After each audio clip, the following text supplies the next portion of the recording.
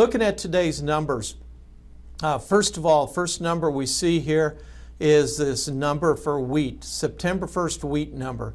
That came in 48 million bushels above the average trade estimate, and looks like 43 million bushels above where we were a year ago, and even more above where I expected it to be in this first quarter. Now, it's a little bit of, I don't want to say a high risk trying to estimate wheat stocks in this first quarter.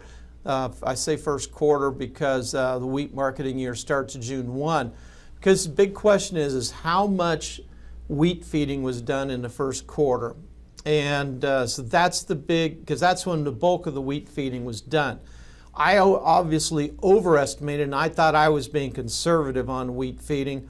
And in fact, as I calculated out, based on this number, wheat feeding, instead of the 150 million bushels that USDA has been forecasting, is probably closer to 95 million bushels. So a dramatic drop in wheat feeding this year if these numbers are correct.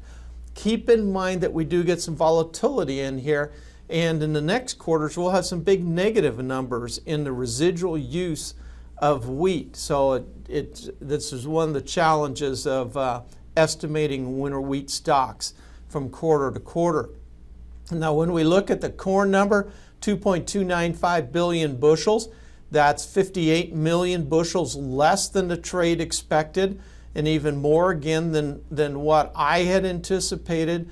And some of that can be from actual exports being a little bit different than USDA says. Not everything is inspected, so we can be actually shipping more wheat than what corn than what is reported each week, because some corn, particularly any corn that's donated or in anything under NAFTA, does not need to be exported, and those exports are counted by the census numbers, or in the census numbers, but those are delayed by 6 to 8 weeks oftentimes. So the more likely assumption here that will be made is that feed usage in the fourth quarter of the last marketing year was larger. Now that would put a pretty large feed usage number on there for the fourth quarter. It'd be one of the largest quarters we've seen for the last 10 or 12 years for the fourth quarter.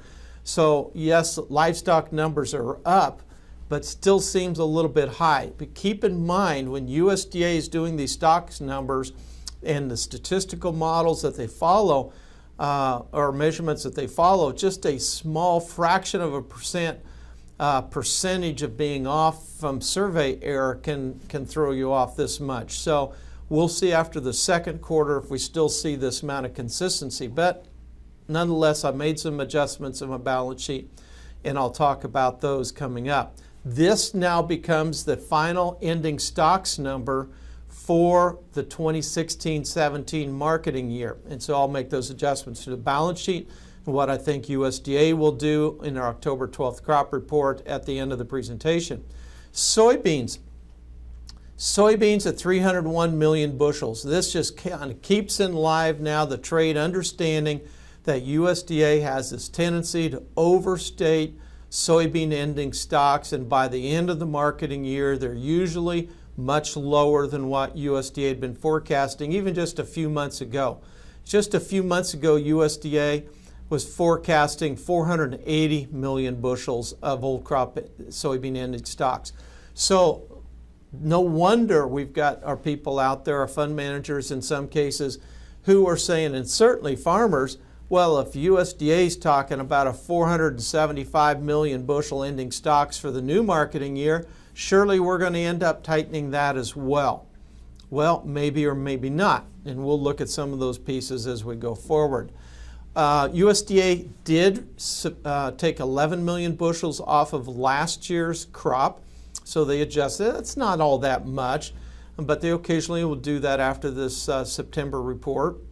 Now, these numbers, since usage for soybeans is primarily crush, which is measured, and exports, which are measured. And so it's a little bit surprising to be off that much yet. This implies an increase of 34 million bushels in residual use. What's residual use? Residual use is They don't know. It's just disappearance. So some of that may show up in the census soybean exports. We'll find out maybe we were shipping more than what USDA said in their inspections. Some of it will simply go down as residual. And some of it maybe USDA still is too high on its 2016 report, but it'll probably end up, the crush will go up a little bit, but I think the crush will end up very close to where I have it. And I'll show you those numbers. Well, I guess I don't show you the details of that, but a few million bushels from where USDA is at. Some of it go in the exports, some of it in residual.